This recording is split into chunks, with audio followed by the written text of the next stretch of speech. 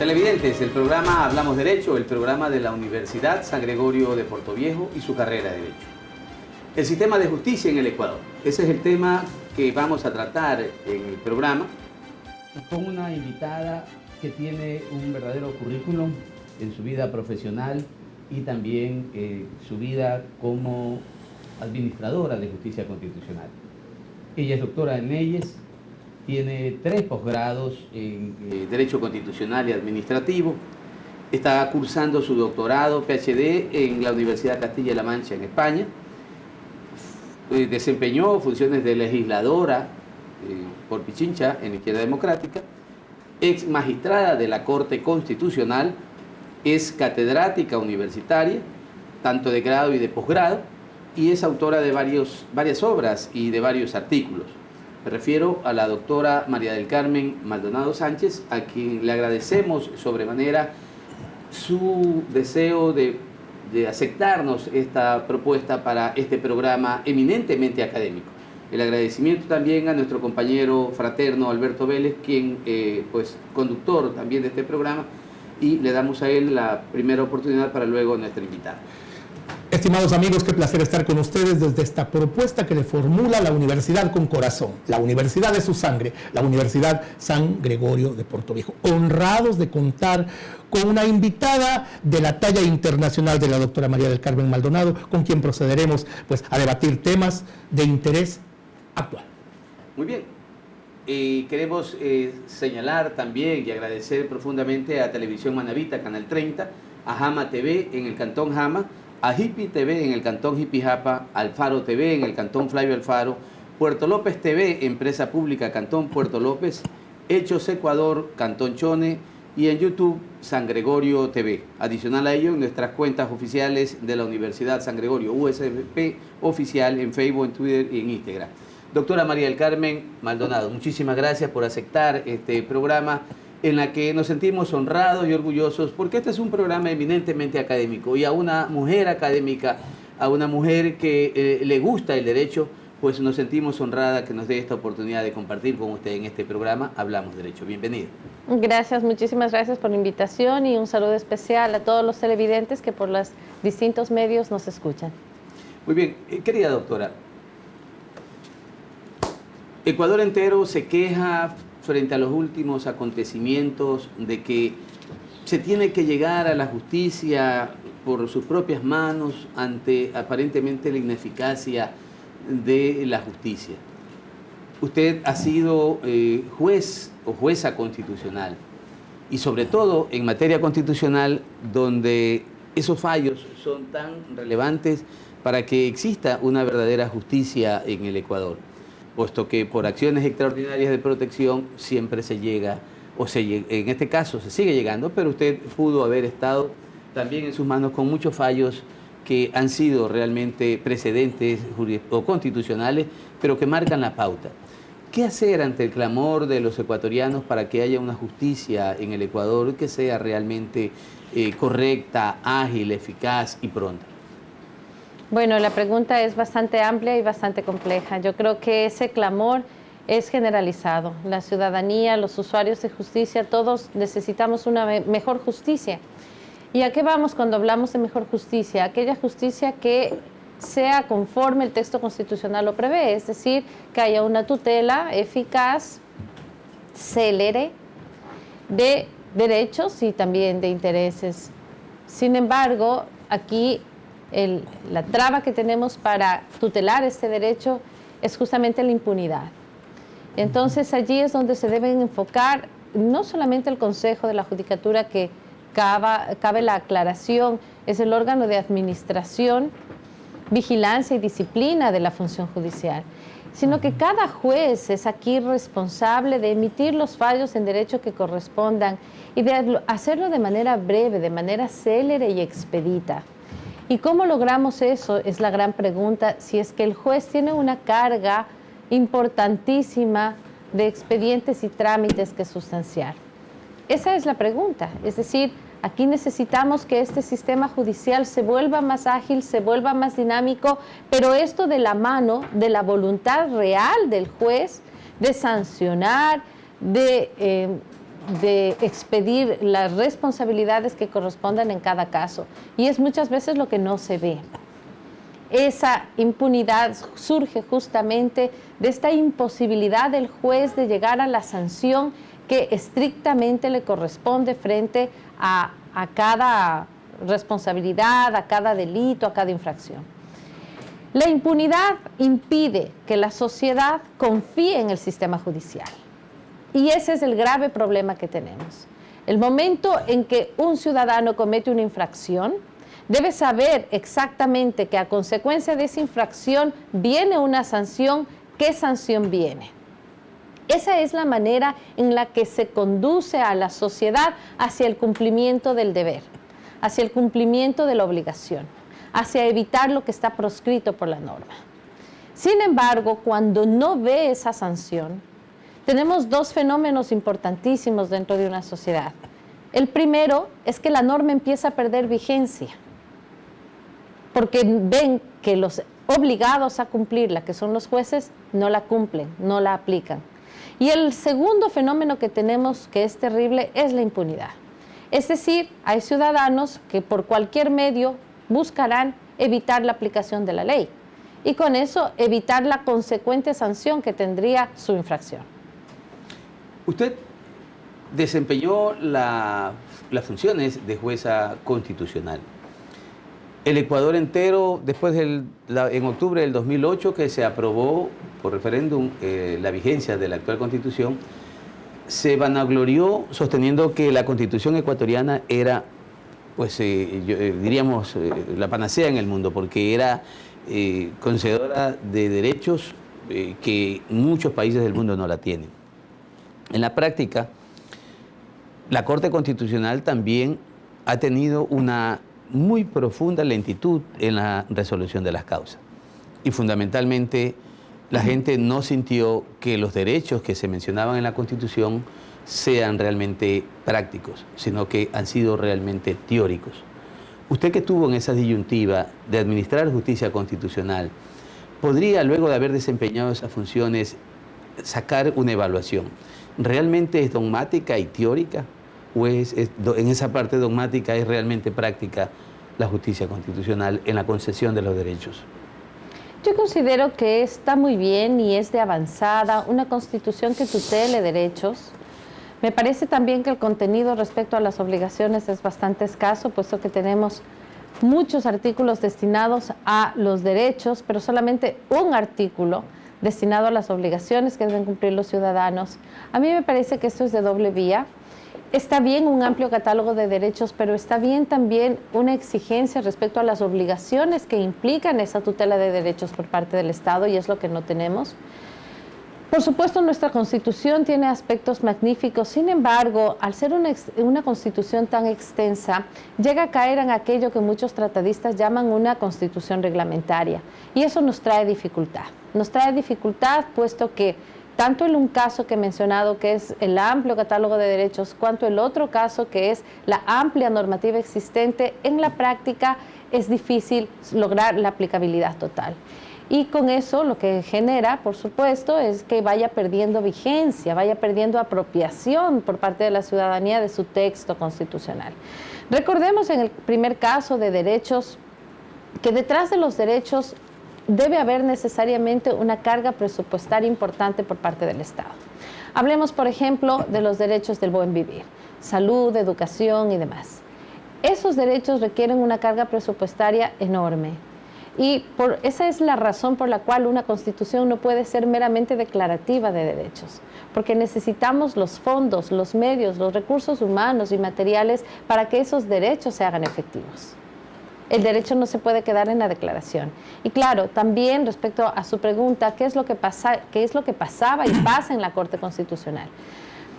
Que desafortunadamente no hay una cultura jurídica respecto a materia constitucional. Y entonces muchos abogados consideraron que la materia constitucional o la sede constitucional equivaldría a una instancia adicional, a una instancia superior. Y eso es totalmente alejado de la realidad y del concepto de la justicia constitucional.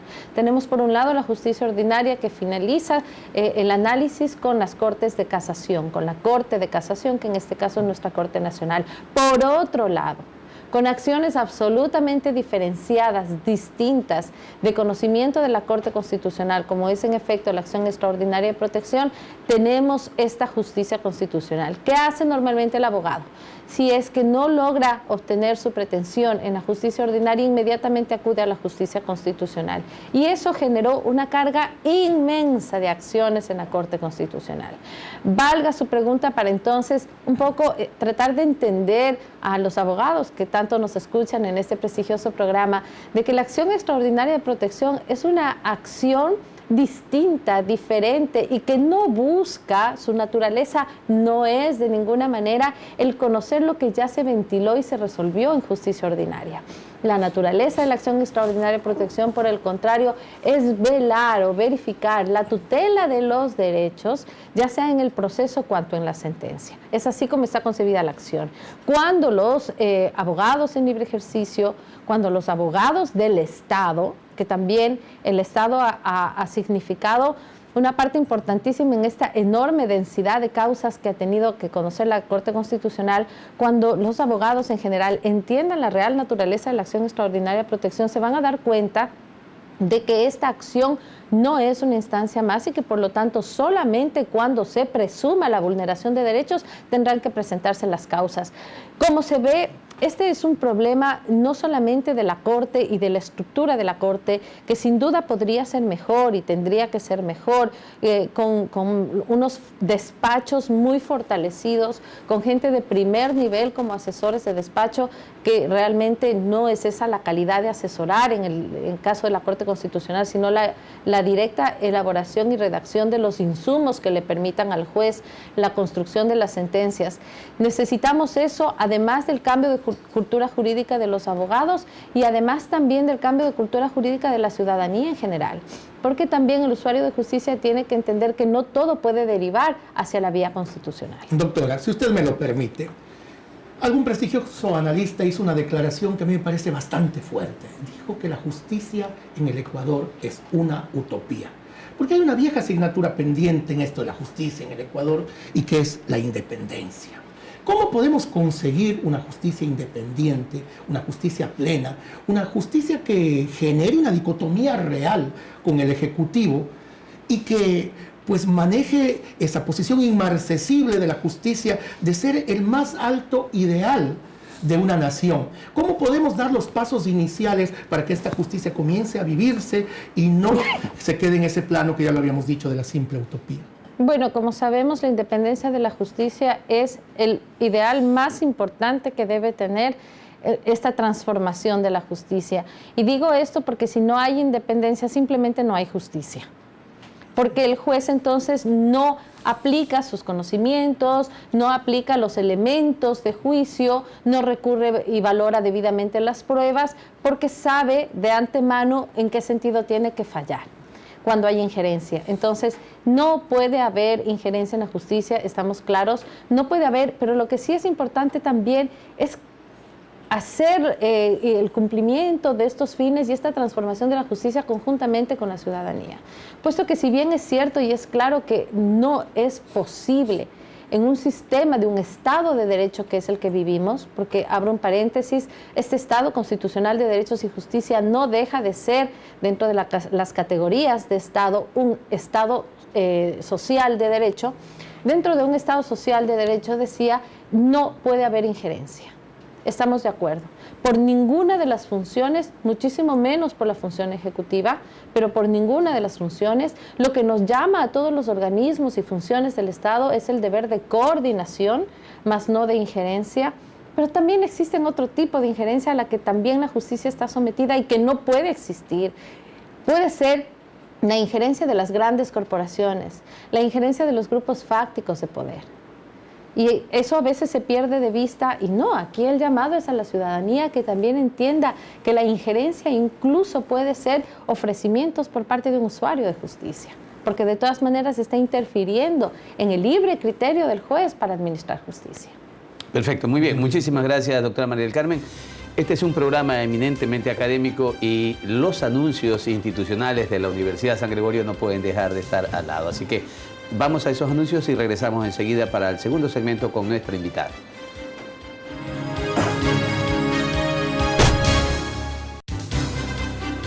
Inicio de espacio publicitario.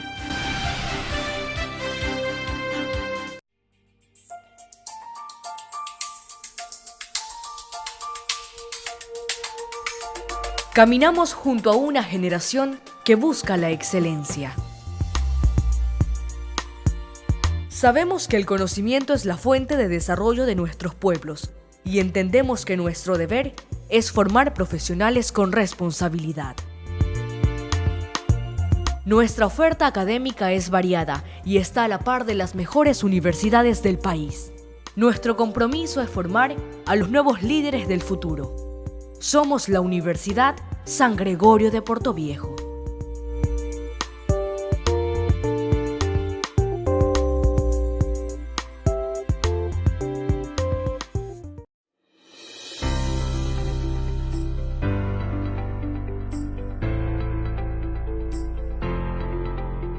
Alcanzar nuestras metas es el propósito de un ser humano responsable.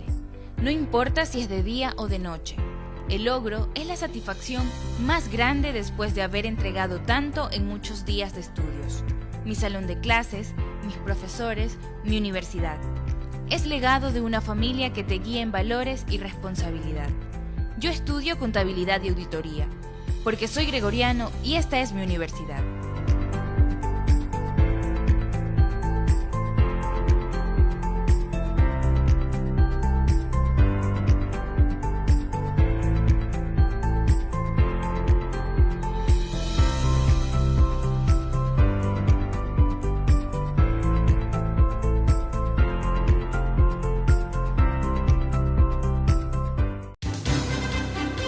Fin de espacio publicitario.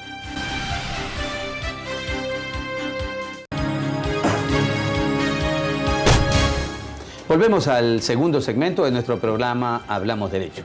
Nuestra invitada, la doctora María del Carmen Maldonado. Doctora, usted acabó de mencionar en el segmento anterior respecto de que era necesario que la ciudadanía tome conciencia, y en esa ciudadanía también encontramos a la clase profesional del abogado, que es quien lleva adelante las causas. Y una de esas razones es la que precisamente la hemos hecho aquí en otros programas con algunos constitucionalistas.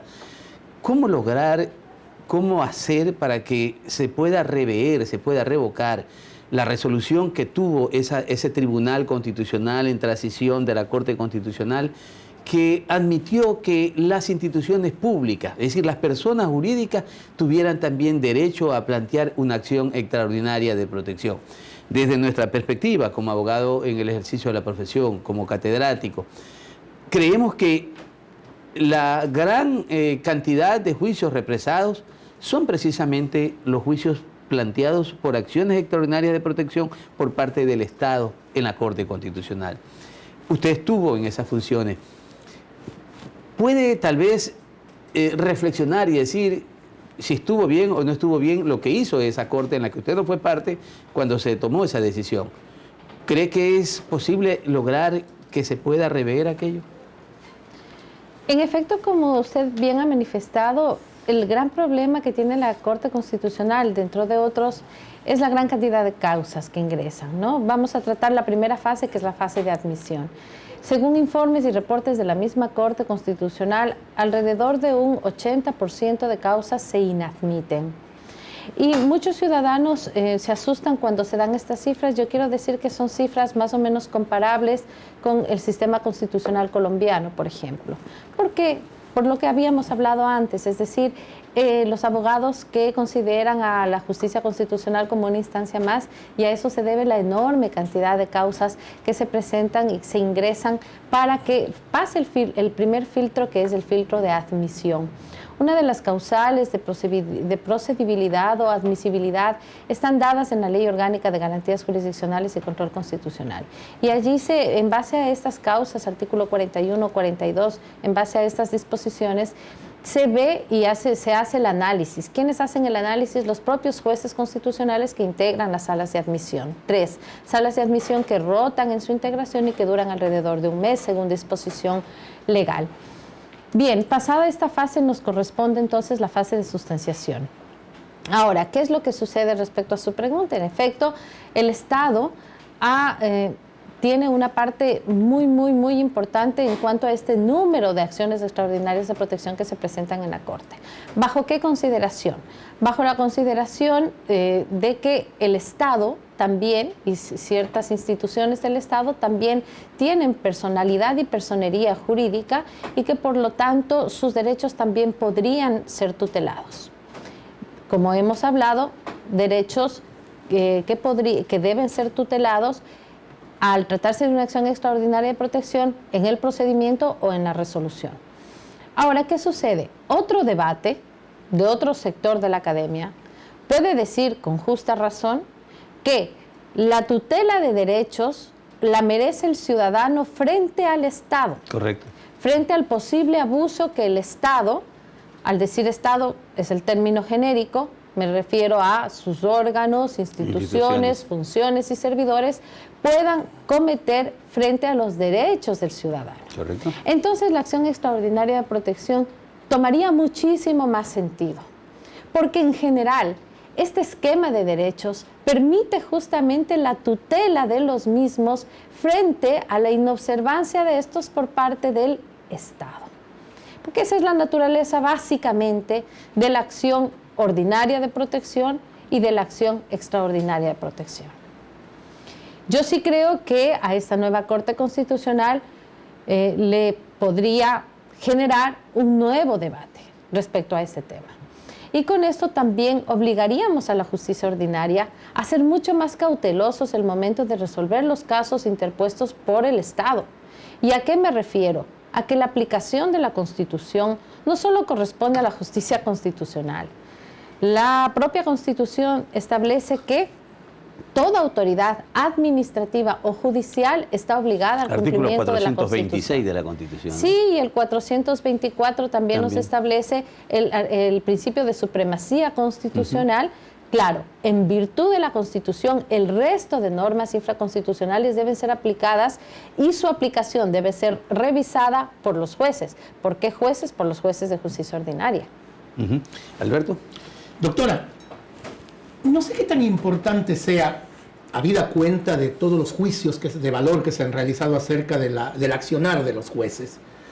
Se ha dicho que los concursos muchas veces para llegar a estas posiciones como juzgador han estado amañados. Son especulaciones, obviamente, que se tienen que demostrar en el terreno correspondiente. Pero más allá de eso, ¿no será que a nuestros jueces les falta conocer más a profundidad la materia constitucional? Un juez puede ser penalista, un juez puede ser civilista, conocer los órdenes laborales, incluso, pero muchas veces parece que falta ese cimiento constitucional en el cual usted es experta, y por ello me permito preguntarle, ¿será que se debería exigir en los jueces una experticia constitucional previo el tratar de obtener un cargo como juez para que su desempeño sea coordinado y obviamente obedezca a la norma suprema que es la Constitución?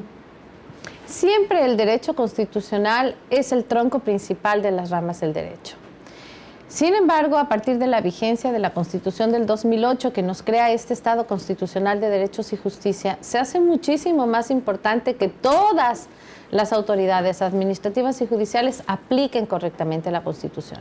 En este sentido, es muy bienvenida su pregunta y su inquietud de que todos los jueces deben ser formados en materia constitucional y también todas las autoridades administrativas, porque recordemos que la autoridad administrativa también emite actos administrativos que son susceptibles de las acciones de protección y acciones de protección justamente que se presentan cuando este acto administrativo ha sido vulneratorio de derechos constitucionales. Hay justicia administrativa. Claro. Exactamente. También, ¿no? Entonces, lo que necesitamos es que todos entremos, y sabíamos que el cambio de cultura jurídica no iba a ser un proceso fácil, es un proceso que toma muchísimo tiempo, pero lo que sí es importante indicar es que el juez, ya sea el juez de justicia ordinaria o el juez constitucional, ambos deben dominar materia constitucional.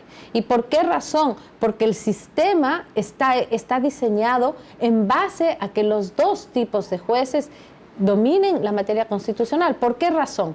Porque ya se debatió mucho respecto a que si vamos a tener jueces especializados en materia constitucional, que al igual que el juez de lo laboral, de la niñez y adolescencia, que el juez civil, que el juez penal, conozca materia constitucional. Ese debate se superó Y de hecho no se implantaron jueces especializados en materia constitucional dentro de la justicia ordinaria. Tanto es así que, como todos sabemos, si ustedes van porque su derecho se ha vulnerado y presentan una acción de protección, esta acción de protección la puede resolver el juez de tránsito, la puede resolver el juez penal, mejor dicho, la debe resolver un juez penal, un juez de tránsito, un todos juez de lo laboral. Todos se convierten en jueces constitucionales. Porque todos se convierten en jueces constitucionales. Pero ¿cuál es el gran escollo que tenemos en ese momento? Que el juez penal sabe de materia penal y está muy bien que así sea, porque yo sí soy partidaria de la especialidad y del retorno especialmente en cortes provinciales a la especialidad y a la materia. Sin embargo, cuando el juez se transforma en juez constitucional, debe expedir fallos que reflejen este conocimiento y esta especialidad que no la tiene expresamente el juez, pero que la debe tener porque la asume el momento de conocer garantías constitucionales y jurisdiccionales. Y entonces, esta es una falencia. El juez penal, civil, laboral, tránsito, que se transforme en juez constitucional, debe saber acerca de la materia constitucional. Y ahí el trecho y el reto de capacitación en materia constitucional a todos los jueces es grande. Doctora, permítame tomar una de sus experticias, una de sus habilidades jurídicas más fuertes, que es el hecho de ser una académica.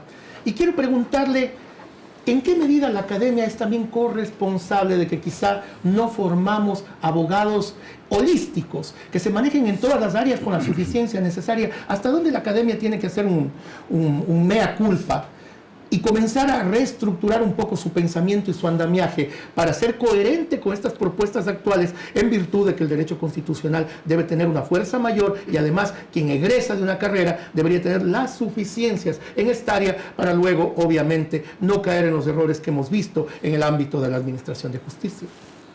Como sabemos, la sociedad es una sola, ¿no? Y la sociedad es el producto de sus componentes, como todo sistema.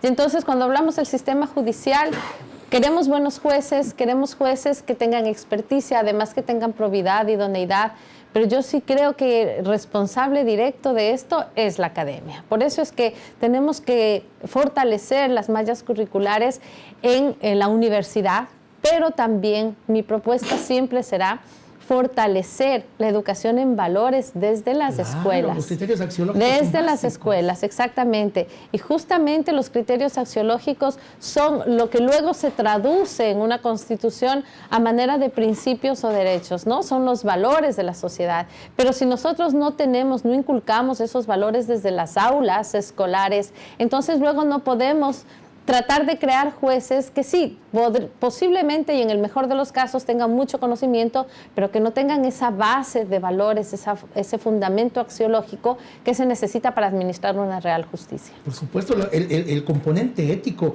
es determinante. Recordemos a Kant en su crítica de la razón práctica, que es un manual ético, el valor que le asigna a este criterio, pero sí hemos un poco descuidado como academia en términos generales el manejar ese rubro. ¿Qué correctivos inmediatos cree usted que debe realizar la academia en estos términos? Como he dicho, no solamente es la academia.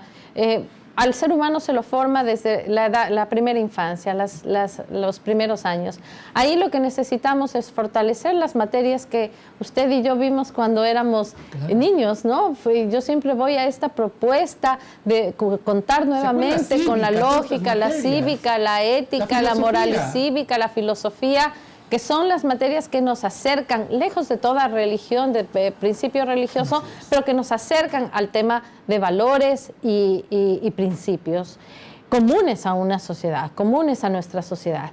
Y por el otro lado, ya en la formación superior, sí necesitamos un fortalecimiento de la visión constitucional y de las materias que nos permitan profundizar también en qué está detrás de cada disposición constitucional. No están más que los valores de una sociedad. La Constitución lo que refleja son estos valores, esta conciencia social.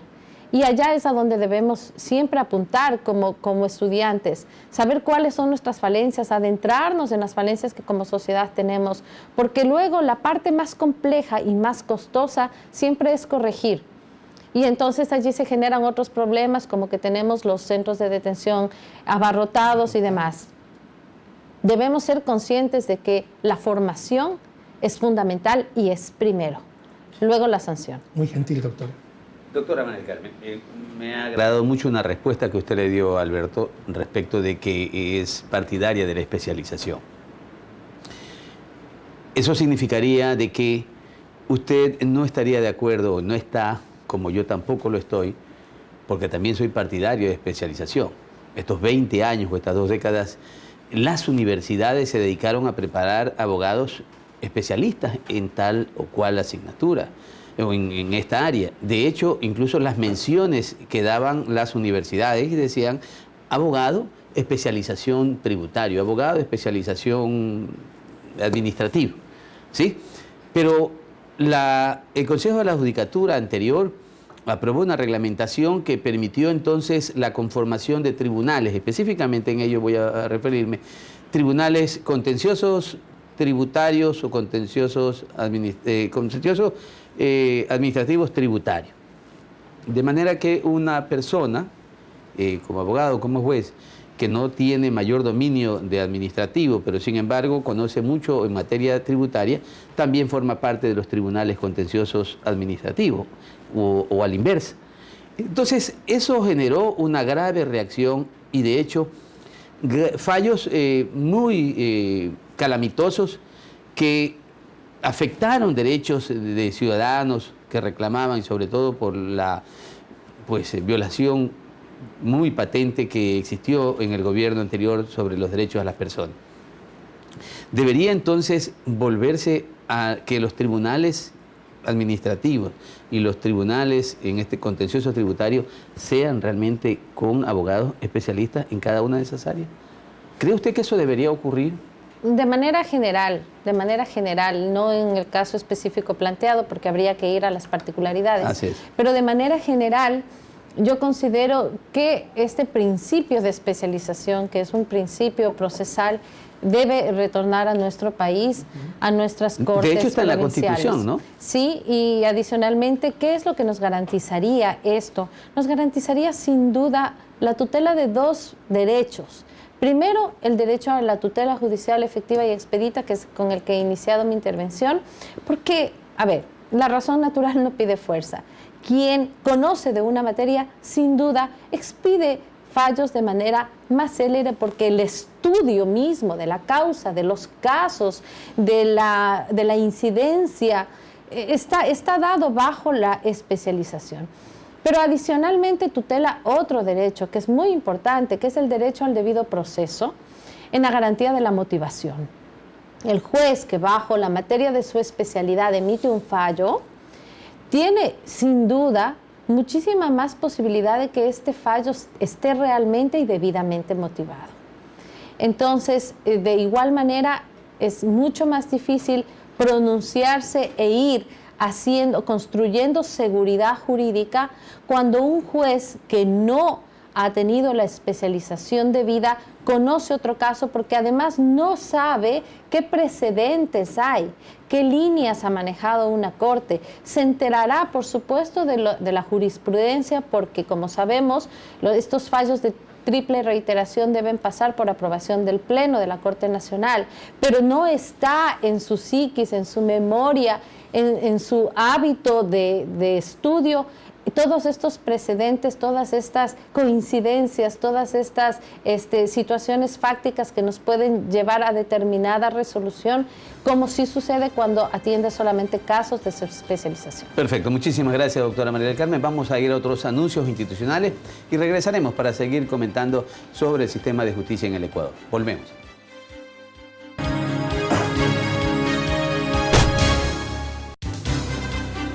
Inicio de espacio publicitario.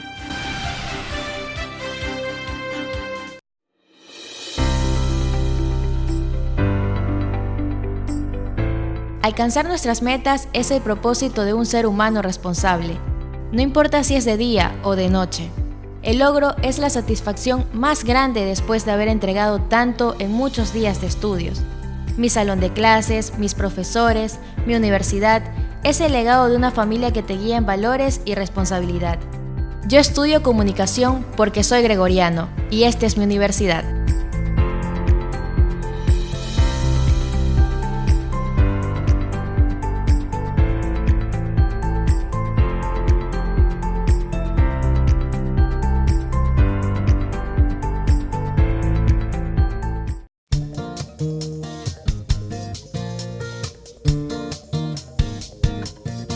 Bueno, el objetivo del consultorio jurídico fue creado desde el año 2001, desde que se creó la universidad con la ley 2033 del 2000.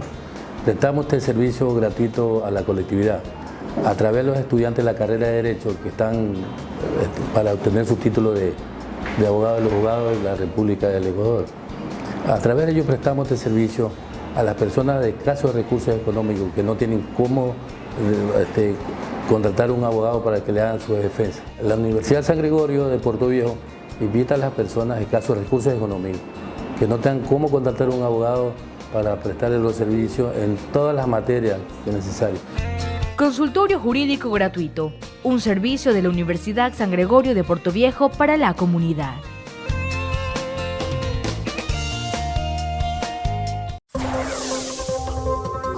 La Universidad por Dentro, el programa de la Universidad San Gregorio de Puerto Viejo, donde se te informará los acontecimientos de la semana del campus universitario.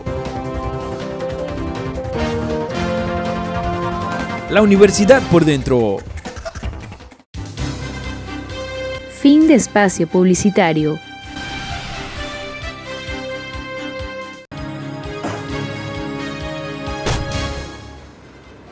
Volvemos al tercer segmento de nuestro programa Hablamos Derecho, el programa de la Universidad San Gregorio de Puerto Viejo. Nuestra invitada, la doctora María del Carmen Maldonado Sánchez, con quien estamos comentando, dialogando y escuchando su visión sobre el sistema de justicia en el Ecuador. Sin embargo, pues en este programa no puede también conocerse un poco de lo que piensa la persona, su entusiasmo por el ejercicio de la profesión, su entusiasmo por dirigir posiblemente una función, un órgano del Estado, pues es parte de la persona. Y siendo un programa académico, yo quisiera preguntarle a la doctora María del Carmen, habiéndose aperturado los concursos por parte del Consejo de Participación Ciudadana y Control Social de carácter transitorio, ¿por qué María del Carmen Maldonado Sánchez optó o aceptó ser parte de una terna para el Consejo de la Judicatura antes de postularse para ser juez de la Corte Constitucional, donde una vasta experiencia, e incluso como se conoce de manera pública en el Ecuador, que fue prácticamente sorteada de manera injusta cuando al tercer año desempeñaba las funciones de jueza constitucional?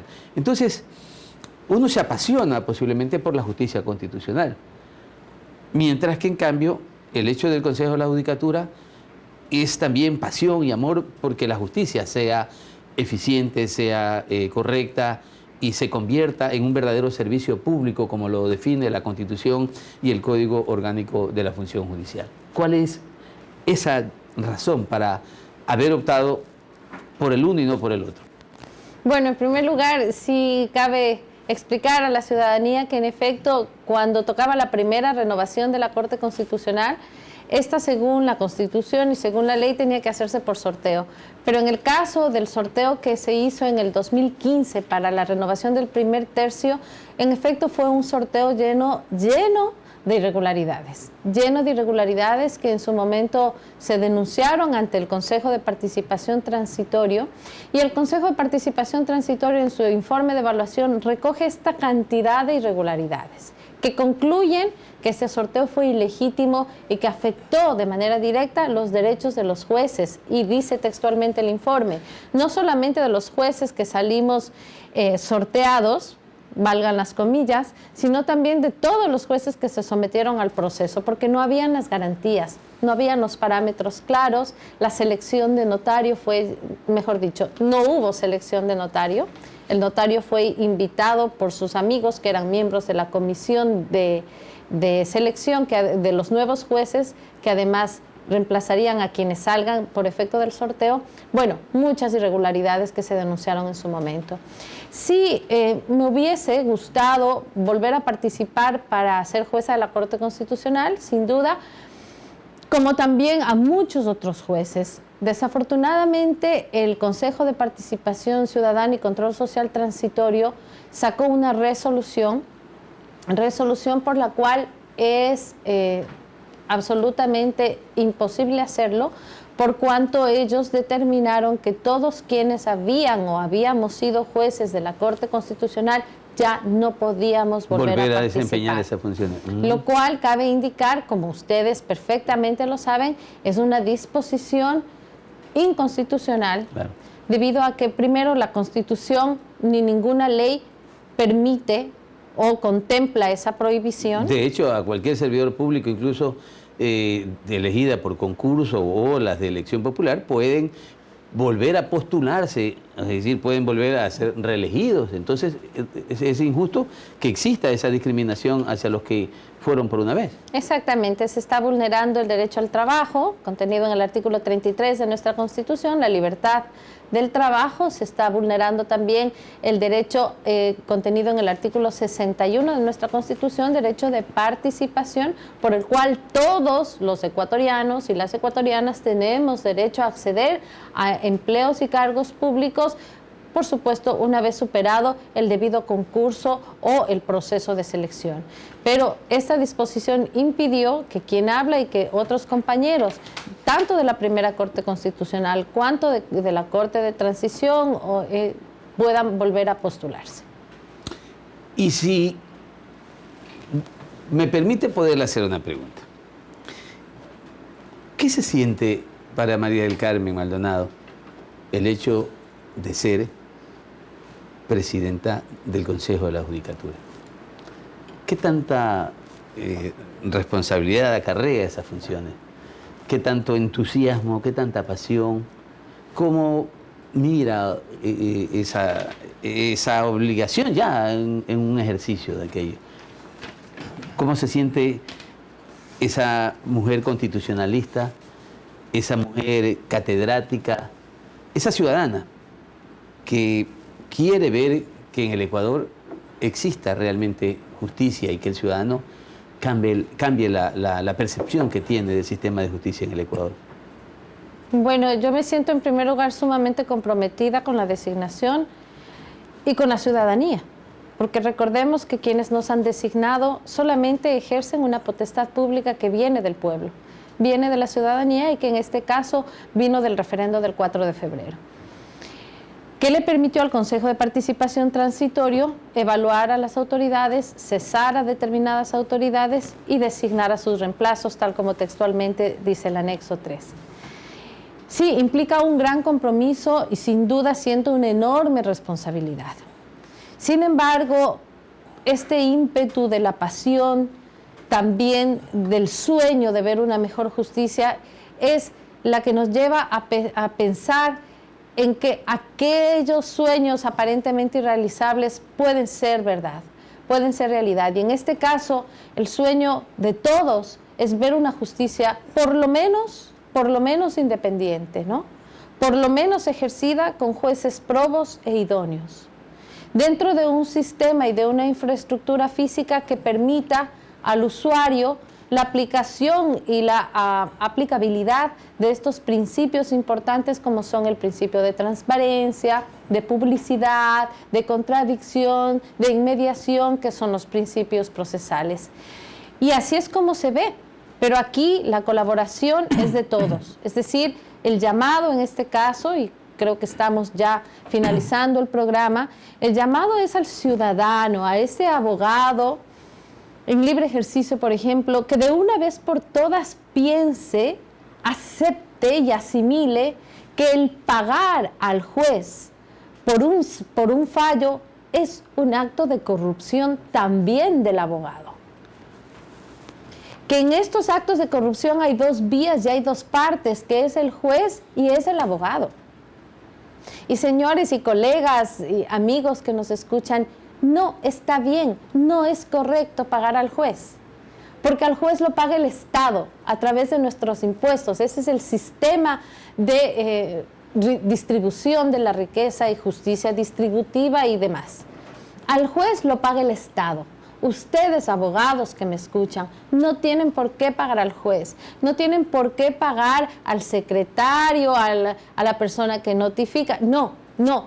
Esos pagos están realizados de manera lícita directamente por el Estado. Ustedes tienen derecho al acceso gratuito a la justicia y ese es el cambio que hay que dar en la ciudadanía, porque desgraciadamente nos ha parecido normal, como ahora pasan tantas cosas de manera tan reiterativa, como que esto del desvío de fondos públicos, la indebida apropiación de fondos públicos se va volviendo normal. No, hay cosas que no son normales. Y pagar a un juez que un particular lo haga no es correcto, no debe ser normal. Doctora, tomando un poquito las palabras que usted nos acaba de enunciar con esa sapiencia que la caracteriza, con esa inteligencia, con esa capacidad comunicacional, quiero hacerle una pregunta.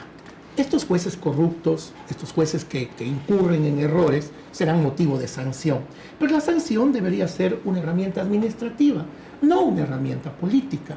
Los jueces se han vuelto temerosos, pusilánimes a veces. Los jueces están siempre bajo una espada de Damocles que pende sobre sus cabezas y que no les permite a veces tener la libertad para emitir fallos que tengan obviamente la claridad necesaria. Entonces usted, en función del cargo que va a ostentar o que ya ostenta a partir de la selección correspondiente, ¿qué mensaje le puede dar a los administradores de justicia para que tengan pues ya la certeza de que comienza una alborada de buenas noticias, de buenas nuevas para la justicia, acabando con esta presión, con los chantajes que antes recaían muy fácilmente sobre aquellos juzgadores? Sin duda, en esos más de 700 expedientes administrativos que terminaron con la destitución de jueces, habrá casos que se tengan que analizar y que de hecho se están analizando ya por las mesas que se encuentran conformadas, en los que se procedió con esta destitución de manera injusta y habrá que revisar esos casos. Sin embargo, también yo estoy segura y desde ya mi mensaje es que nuestra lucha contra la corrupción va a ser absolutamente indeclinable, tal como es mi mensaje en redes sociales, que yo siempre me he caracterizado y mi misión de vida será en la lucha indeclinable por la defensa y el rescate de la honestidad y los valores. Para esos jueces seremos implacables. ¿Una mujer le traerá nuevos aires a la justicia, doctora? Me siento muy complacida y con eso respondo también su pregunta. Me siento muy complacida de ser la primera mujer que ejerza la presidencia del Consejo de la Judicatura. Qué honor enorme, qué orgullo. Y por fin las mujeres están ocupando ese rol que les pertenece desde siempre, pero que quizá por este machismo tan acentuado en Latinoamérica no ha permitido que ellas expongan todas estas capacidades. Usted es una muestra evidente de que las mujeres tienen capacidades superiores para generar estas nuevas iniciativas que pueden dar a luz un nuevo país realmente contextuado en términos de justicia, de igualdad, de fraternidad, de inclusión, doctora. Y siendo la primera mujer que ejerce el cargo de presidenta del Consejo de la Judicatura, mi llamado es a las juezas, a las operadoras de justicia, porque también nosotras debemos ser las llamadas, porque de acuerdo a las estadísticas mundiales es así, a ser menos vulnerables en estos casos posibles de corrupción. No digo que los compañeros hombres lo sean, claro. Somos todos, pero yo sí creo que la mujer ha creado mucha más conciencia desde su rol de madre, desde su rol de esposa, que además a mi criterio de ninguna manera debe ser suplantado por el rol de una profesional. Yo creo que podemos cumplir esos tres roles de manera eficiente y la sociedad necesita que así lo hagamos. Pero somos estas mujeres que tenemos esta sensibilidad hacia el desprotegido, hacia el que más lo necesita, las que debemos pensar que esta tutela de ese desprotegido está en nuestras manos cuando somos o cuando son administradoras de justicia. Doctora, esta sensibilidad que usted bien señala en la mujer, incluso ese sexto sentido, yo estoy seguro que le va a abrir las puertas y los oídos a todos los clamores de este país, y muchos de esos clamores están orientados hacia reclamar justicia, una justicia independiente, una justicia clara. Créase que para nosotros es una noticia enorme, una noticia grande, una noticia importante y muy feliz el que usted asuma este enorme reto que tiene por delante. En términos breves y quizá en 2 o 3 puntos programáticos, ¿cuáles serían sus primeros objetivos y principales objetivos aquí en el Consejo de la Judicatura? Sin duda, rescatar la independencia judicial, Y aquí también cabe indicar que el Consejo solamente es uno de los actores, como ya hemos analizado, y que además el Consejo, la Judicatura, es un cuerpo colegiado que está conformado por 5 vocales y que en cuerpo colegiado, tal como corresponde, tomaremos ciertas decisiones. Pero sin duda, devolver la independencia a la función judicial es uno de nuestros más grandes retos. De igual manera, la especialización, como hemos hablado, volver a la especialización. Y otro tema muy importante es capacitar y sensibilizar a los jueces y a los operadores de justicia a través de la Escuela de la Función Judicial. Muy gentil, doctora. Nos vamos a unos anuncios institucionales y regresaremos en breve para cerrar este programa tan importante, tan determinante sobre la justicia en el Ecuador con una verdadera experta, la doctora María del Carmen Maldonado, con quien es un placer y un honor compartir este proceso.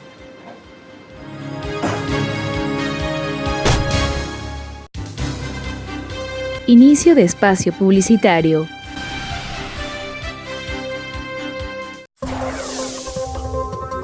La Universidad por Dentro, el programa de la Universidad San Gregorio de Portoviejo, donde se te informará los acontecimientos de la semana del campus universitario. La Universidad por Dentro. ¿Sabía usted que el cáncer de boca es tan agresivo como cualquier otro, pero que puede ser detectado y tratado con un chequeo a tiempo?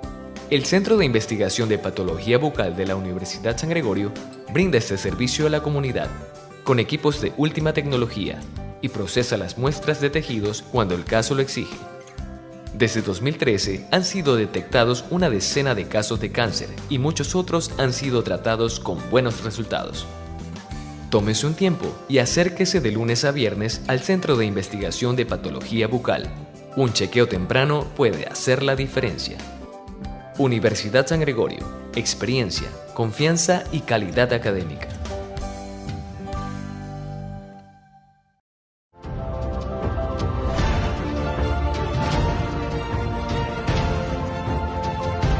Mira a tu alrededor. No harán falta palabras para decir cuán importantes son tus objetivos. Entregar cada minuto de estudio con la idea de ser el mejor es la constante de todos mis días. Dedicación, esfuerzo y confianza son la clave para llegar al éxito. Y es que me siento preparado, siento mis ganas de salir al mundo y mostrar lo aprendido. Hoy estoy decidido a comunicar mis sueños. Hoy estoy seguro de decir que este es mi lugar, porque soy gregoriano y esta es mi universidad.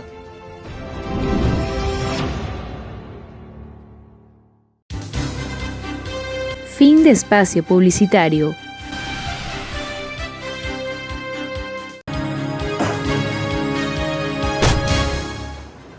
Volvemos al último segmento de este programa Hablamos Derecho, un programa de la Universidad San Gregorio de Portoviejo y su carrera de Derecho. Queremos agradecerle a Televisión Manavita, Canal 30, a Jama TV, Cantón Jama, Hippie TV, Cantón Hippie Japa, Alfaro TV en el Cantón Flavio Alfaro, Puerto López TV, Empresa Pública, Cantón Puerto López, Hechos Ecuador, Cantón Chone, San Gregorio TV en YouTube. Y obviamente por las redes sociales oficiales de la Universidad San Gregorio en Facebook, Twitter e Instagram. Bien, doctora María del Carmen, una pregunta muy corta en razón del tiempo.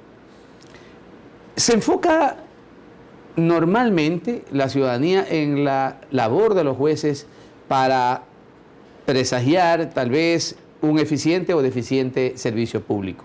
Pero no solo son los jueces quienes de alguna manera constituyen el sistema de la administración. También los medios de comunicación pueden peligrosamente incidir en la percepción de la ciudadanía. Los colegios profesionales, bueno, en fin, son muchos los actores. ¿Cuál debería ser realmente el papel que pueda hacer un Consejo de la Judicatura para lograr hacer que todos los diversos sectores podamos trabajar, incluyendo hasta la propia academia, para enrumbar a que la percepción de la justicia sea distinta a la que se tiene actualmente en el Ecuador, incluso con algunos observatorios ciudadanos y latinoamericanos que tienen ese nivel de percepción? Sí, en efecto, el rol de la administración de justicia es del administrador de justicia, que es sin duda el juez. Pero para llegar al fallo y a la administración de justicia tenemos muchísimos otros elementos y componentes, y hemos analizado ya en este programa, por ejemplo, lo importante del correcto rol que asume el abogado, del correcto rol que asuma el ciudadano, aquel que contrata al abogado y que tiene que desafortunadamente seleccionar dos tipos de monto por dos conceptos. El uno, los honorarios del abogado, y el otro, lo que le debe dar al juez. Está en nuestra percepción de normal, como se había analizado, pero no es normal y podrá ser normal incluso, pero no es correcto. Entonces también interviene allí el ciudadano. Interviene también sin duda la academia, como hemos hablado, y a manera de cierre y de resumen, podríamos repetir que el rol de la academia es determinante. El formar realmente abogados. El formar abogados que puedan basar su concepción de derecho en principios, en valores, en normas, no solamente en leyes. Y allí entramos a otro componente y otro actor fundamental dentro de este gran sistema que es el sistema de justicia, y es justamente el legislativo. Aquellas leyes que permitan que sean debidamente construidas, que sean construidas bajo este esquema moderno de que deben ser socializadas para que puedan ser apropiadas por la ciudadanía. Doctora, de manera muy breve, permítame preguntarle. Hace algunos años se instrumentó el famoso Foro de Abogados, y un poco esto fue en detrimento de la existencia y participación activa de los colegios profesionales. ¿Podrían convivir, coactuar? ¿Es necesaria la pervivencia del foro o este debería desaparecer, o por el contrario simplemente generar una simbiosis con los colegios profesionales, como le decía? Yo pienso que pueden perfectamente coexistir. No exista forma, no veo la forma por la que puedan ser excluyentes. El uno nos ayuda como Consejo de la Judicatura a tener registros, estadísticas y demás. Y el otro pues ya es la actividad gremial como tal, que no se contrapone a la actividad de registro, de administración de estadísticas que nos pueda proporcionar el foro al Consejo de la Judicatura. Pueden coexistir, y no solo eso. Se hace un llamado a los gremios a que existan, a que se fortalezcan, a que trabajen con sus agremiados, a que capaciten a sus agremiados, a que al interno de estos gremios se lleve una verdadera democracia, que se designen los mejores presidentes. Es decir, pueden coexistir, y el llamado es a eso. Perfecto. Doctora María del Carmen Maldonado Sánchez, muchísimas gracias por haber aceptado esta invitación a este programa televisivo, que es un programa académico. Gracias, porque siempre usted ha aceptado las invitaciones, como ahora, en asistir a hechos, diríamos, a actos académicos, como también ha sido la conferencia que ha brindado a nuestros estudiantes con su presencia acá. Muchísimas gracias, y pues le reiteramos siempre nuestra invitación para que pueda, en sus funciones, desearles también de nuestra parte éxitos, y que pues, las puertas de la Universidad de San Gregorio abiertas para usted. Muchísimas gracias. Queridos amigos, con el abrazo de la Universidad con Corazón, hasta siempre.